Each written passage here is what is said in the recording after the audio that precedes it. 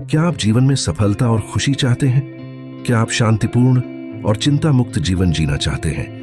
यदि हाँ, तो आपको अपने अवचेतन मन की शक्ति को समझना और उसका उपयोग करना होगा। शिष्य अपने गुरु को चयन की नींद सोते हुए देख आधी रात को उनके पास आया और बोला, गुरुदेव, मैं आपसे कुछ पूछना चाहता हूं, क्या आप मुझे बताने की कृपा करेंगे? गुरुदेव उठे और बोले, हाँ बेशक, पूछो, तुम क्या पूछना चाहते हो? मैं देख रहा हूं कि तुम कुछ दिनों से काफी परेशान से लग रहे हो। उसने गुरुदेव से पूछा कि आपकी इस चिंता मुक्त जीवन और आपके चेहरे पर इस असीम शांति का राज क्या है। जानना चाहता हूं कि आप हमेशा खुश कैसे रहते हैं। क्या आपको कभी चिंता नहीं होती या आप कभी दुखी नहीं होते? आप ऐसे चिंता मुक्त कैसे सोते हैं? गुरुदेव ने बोला, अब मैं तुम्हें जो बता रहा हूं तुम उसे ध्यान से सुनो, और यह चीज रात को सोने से पहले ठीक 5 मिनट के लिए तुम्हें करना है। उसने पूछा, गुरुदेव, आखिर रात को सोने से पहले ही क्यों और आखिर 5 मिनट तक ही क्यों करना है? गुरुदेव ने बोला, तुम मेरी बातों को ध्यान से सुनो, क्योंकि यह बातें तुम्हारी जिंदगी बदलने वाली है। रात को सोने से पहले 5 मिनट तक तुम अगर इस काम को करोगे तो तुम्हें जिंदगी में हर वह चीज मिलेगा जो तुम चाहते हो। धन दौलत, शोहरत, असीम शांति और खुशियां, सब कुछ तुम्हें मिलेगी। लेकिन इसके लिए बस नियम यही है कि तुम्हें यह काम करना पड़ेगा। उसने बोला, जी गुरुदेव, आप जो बताएं मैं उसे करने की जरूर कोशिश करूंगा। उन्होंने बोला, ठीक है, फिर मेरी बातों को ध्यान से सुनो। आज मैं तुमको मस्तिष्क के असीम शक्तियां के बारे में अवगत कराने जा रहा हूं कि तुम्हारे दिमाग के पास कितनी शक्ति है। मैं अगर तुमसे कहूं कि इस ब्रह्मांड की सबसे महान और सबसे अनमोल और शक्तिशाली अगर कोई वस्तु है तो वह है तुम्हारा दिमाग। काम करने के नजरिए से हमारे दिमाग के 2 भाग होते हैं, चेतन मन और अवचेतन मन। पहला चेतन मन का यह हिस्सा हमारे कंट्रोल में होता है। हम जागते हुए जो भी देख, सुन और समझ पा रहे हैं, चेतन मन की वजह से ही हो रहा है। जब हम सो जाते हैं तो यह भी सो जाता है, और अवचेतन मन का यह पार्ट हमारे कंट्रोल में नहीं होता है। जब हम सो जाते हैं ये तब भी जगता है, सपने आदि इसी की वजह से आते हैं। चेतन मन और अवचेतन मन को एक उदाहरण द्वारा समझा जा सकता है। जब भी कोई व्यक्ति पहली बार मोटर बाइक चलाना सीख रहा होता है तो उसे मोटर बाइक को ध्यानपूर्वक नियंत्रित करना होता है। शुरुआत में वह संतुलन नहीं बना पाता और थोड़ा डरा हुआ भी रहता है, लेकिन कुछ दिनों बाद जब वह मोटर बाइक चलाना सीख जाता है तो अब उसे मोटर बाइक को नियंत्रित करने के बारे में सोचने की भी आवश्यकता नहीं होती। अब मोटर बाइक अपने आप नियंत्रित हो जाती है, और अब तो वह मित्रों के साथ बातचीत करते हुए या कोई और कार्य करते हुए भी मोटर बाइक चला सकता है।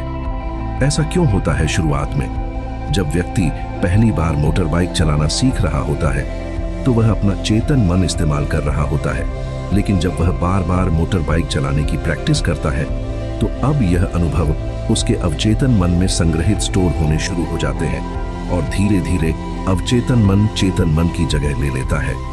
हमारा अवचेतन मन एक ऑटो पायलट सिस्टम की तरह है जो अपने आप स्वचालित तरीके से कार्य करता है।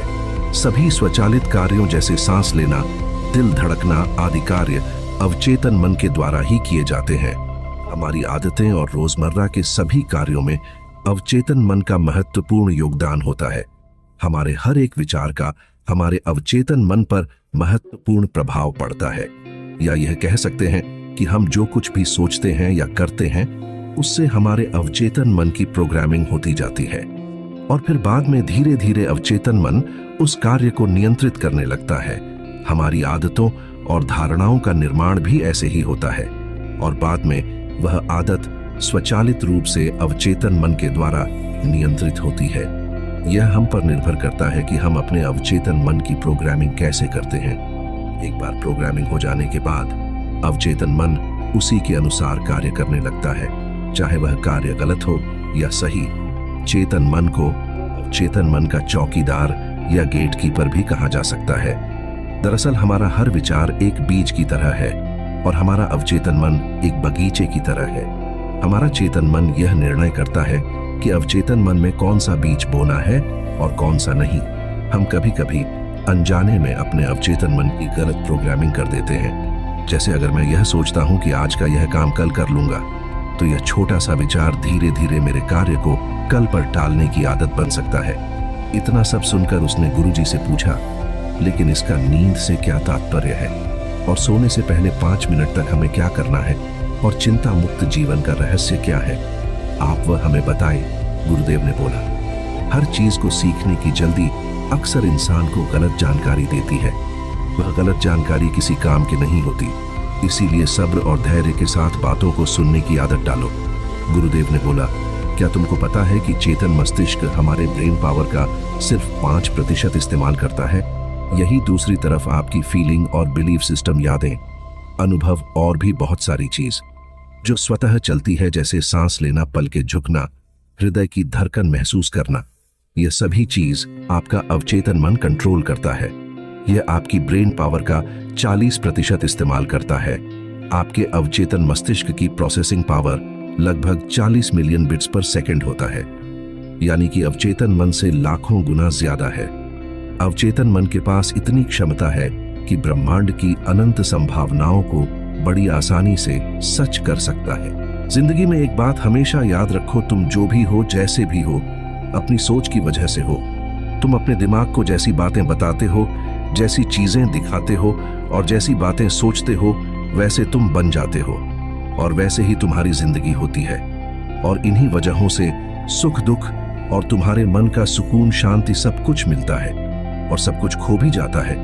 इसीलिए खुद को सही दिशा देना जरूरी है। क्या तुमने कभी ऐसा अनुभव किया है कि जब तुम सोते हो तब तुम घटना के बारे में सपना देखते हो जिससे आप सोने से चंद मिनट पहले सोचा था या बोला, देखा या सुना होगा? अगर आपके साथ ऐसा कुछ अनुभव हुआ है?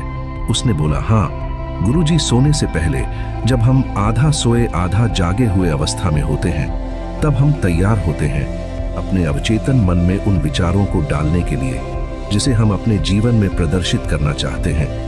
तब तुम जो भी सोचोगे, जो भी मन में विचार लाओगे और जिन विचारों के साथ तुम रात को सोने की कोशिश करोगे, वह चीज को तुम्हारा दिमाग साकार करने की कोशिश करेगा।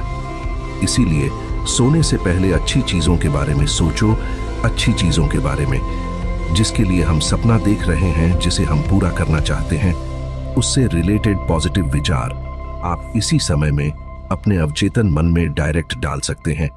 इसके लिए 2 तरीके हैं। सबसे पहले तरीका है, तुम सोने से पहले सिर्फ इन चीजों के बारे में सोचो जो तुम्हें सुकून दे, जो शांति दे, जिससे तुम्हारा मन हल्का हो।